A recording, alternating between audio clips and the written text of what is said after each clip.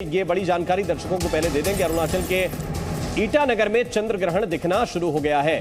भारत में चंद्र ग्रहण शुरू हो गया है और 4:23 से चंद्र ग्रहण शुरू हुआ है। अरुणाचल के ईटानगर में चंद्र ग्रहण दिखना शुरू हो गया है। इस वक्त ये बड़ी खबर है। भारत में चंद्र ग्रहण के असर क्या हो सकते हैं, इस पर हम विस्तार से चर्चा भी कर रहे हैं। इसके वैज्ञानिक महत्व भी आप तक पहुंचाने की कोशिश कर रहे हैं और ऐसा वक्त जो है इस चंद्र ग्रहण का वैज्ञानिक लिहाज से, खोज की दृष्टि से, रिसर्च की दृष्टि से कितना महत्वपूर्ण है, यह भी हम आपको बताने की कोशिश कर रहे थे। और सचिन भामा जी हमारे साथ हैं। Sachin ji please continue. तीनों एक लाइन में आएंगे तो ये ग्रहण होगा ही होगा। और क्योंकि दिवाली कार्तिक मास की अमावस्या को आती है, अमावस्या का मतलब कि हमें भारत में रहते हुए चांद नहीं दिखेगा। चांद तो अपनी जगह पे है लेकिन हमें नहीं दिखेगा क्योंकि हमारी पोजीशन वैसी है।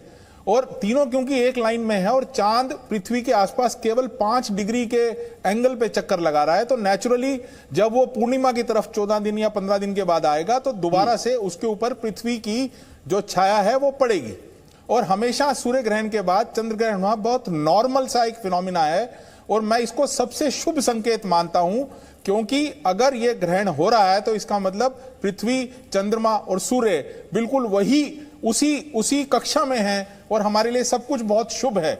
आप लोगों के दिमाग में अगर नेगेटिव थॉट डाल दें तो नेगेटिव आती है, अगर पॉजिटिव डाल दें तो पॉजिटिव आती है। ये सूचक है कि हमारी जिंदगी, हमारा सारा का सारा जो यूनिवर्स है वो बिल्कुल ठीक बिहेव कर रहा है। साथ ही इतना खूबसूरत फिनोमिना होता है कि आप अगर इस एक्लिप्स को देखें तो चांद सडनली बहुत खूबसूरत रेड दिखना स्टार्ट हो जाता है। हमारे लिए उस वक्त वैज्ञानिक शोध के लिए बहुत बढ़िया ये समय होता है। केवल एक छाया पृथ्वी की जो हमेशा से ही पड़ रही थी स्पेस में, चांद केवल उस छाया में से निकल रहा है। ना तो चांद से कोई रोशनी हम तक आ रही है, ना कोई एनर्जी हम तक आ रही है, केवल पृथ्वी की जो छाया है वो चांद पे पड़ रही है। और उसमें जाने के बाद डॉक्टर वाई राखी रिस्पॉन्ड करना चाहते हैं आपकी बात को। वाई राखी जी देखिए, मैं उनकी पूरी हर बात से सहमत हूँ, लेकिन उन्होंने जो ये कहा कि आप लोगों को डराएंगे, तो मेरे पैनल पे बैठे मेरे सारे भाई बंधु, मेरी सहेलियां, मेरे सखी, कोई भी हम आपको डराना नहीं चाहते हैं।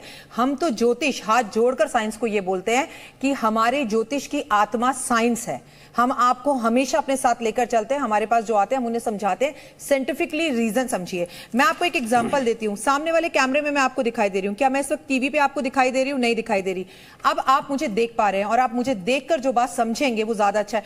थोड़ी देर के लिए चंद्रमा की जो रोशनी मेरे पर आ रही थी वो पृथ्वी पर नहीं आ रही। वो जो पॉजिटिव एनर्जीज मुझे आती, मेरे आसपास चारों तरफ इस ब्रह्मांड में एनर्जीज हैं, पॉजिटिव भी और नेगेटिव भी। हम डरा नहीं रहे हैं, हम सिर्फ ये कह रहे हैं कि वो पॉजिटिव एनर्जी, चंद्रमा मन का कारक, मां का कारक, मैरिड लाइफ का कारक, पानी का कारक और व्यापार का कारक, ट्रेवलिंग का कारक। आप देख लीजिएगा ट्रेवलिंग से जुड़ी हुई कितनी सारी घटनाएं हमारे सामने आने वाले टाइम में आएंगी।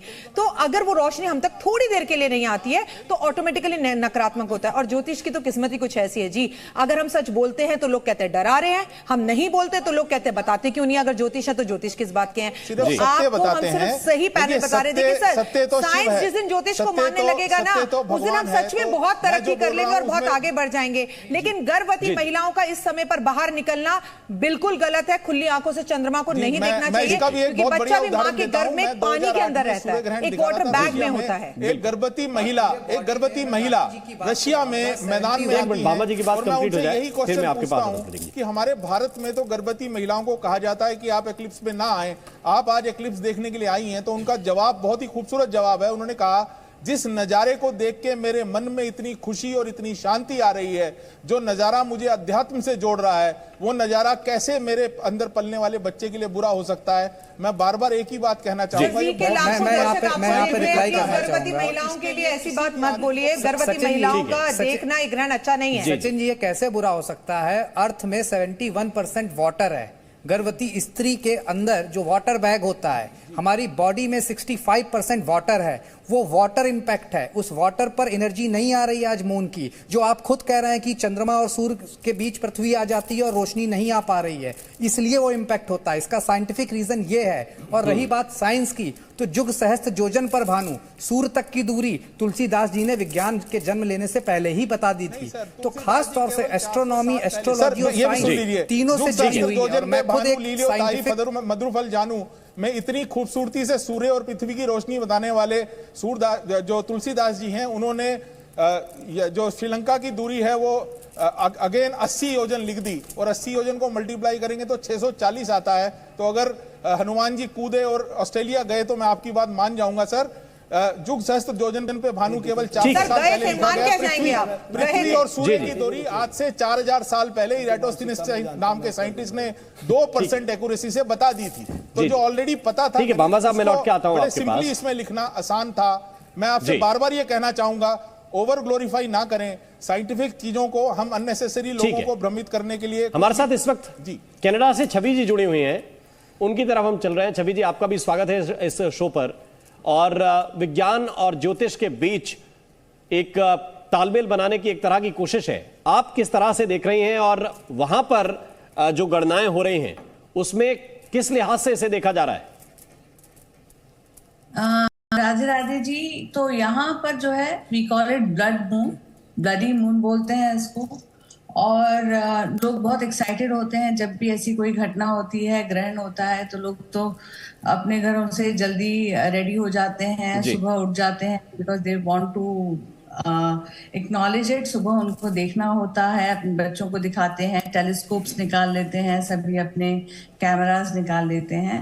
लेकिन क्योंकि मैं पूर्ण रूप से आज भी भारतीय हूँ और वास्तुशास्त्र के अनुसार से मैं हमेशा इन चीज़ों को कैलकुलेट करती हूँ, इसलिए मेरा मानना ये रहता है कि इसका जो असर आएगा वो, इसलिए मैं हमेशा अपने जो क्लाइंट्स हैं जिनको कि राहु के इश्यूज चल रहे हैं या फिर जिनको साउथ वेस्टर्न जोन के इश्यूज हैं, नॉर्थ वेस्टर्न जोन के इश्यूज हैं, नॉर्दर्न जोन के इश्यूज हैं, उनको ज्यादा हम सतर्क करते हैं कि आपके लिए खास तौर पे ज्यादा इम्पोर्टेंट हो जाता है।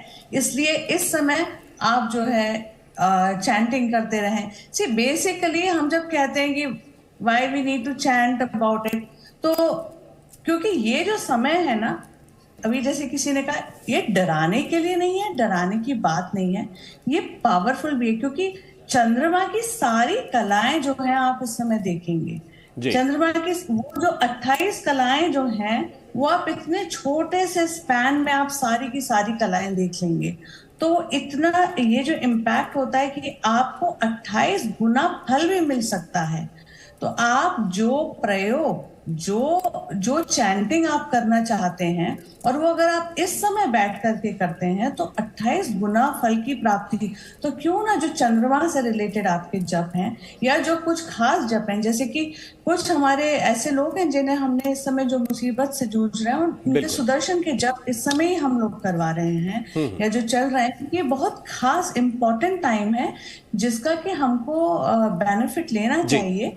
और बाकी तो सारा पैनल है हमारे साथ में। बिल्कुल कृष्णा जी, और कृष्णा जी लेकिन जिस तरह की बात हो रही है उसमें ये भी देखना चाहिए कि देखिए कलाएं तो रोज घटती बढ़ती रहती हैं और उसके भी कारण यही है कि प्रकाश कितने हिस्से पर चंद्रमा के पड़ रहा है सूर्य का कि नहीं पड़ रहा है वैज्ञानिक लिहाज से। लेकिन आज का दिन क्यों विशेष रूप से चंद्र ग्रहण कहा जाता है? आज तो पूर्णिमा का दिन है, कायदे से तो चंद्रमा पूरा दिखना चाहिए। देखिए हर बार जब भी ग्रहण लगता है वो पूर्णिमा तिथि होती है, चाहे वो होली के टाइम की बात हो चाहे वो दिवाली के पास।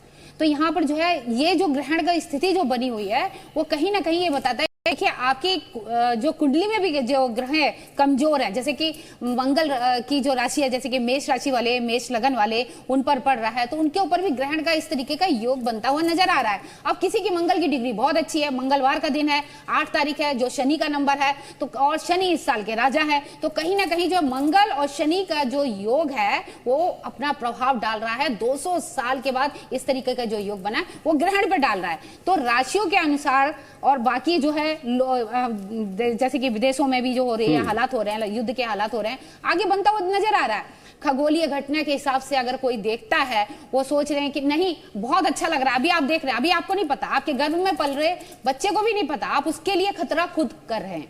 आप सनातन धर्म से जुड़े हैं, हिंदू धर्म से जुड़े हैं, तो हम जो है जब जन्म से हम जब पैदा होते हैं तो ये सारे देवी देवता जो यज्ञ वगैरह पूजा आराधना ये सब हमसे जुड़ जाते हैं।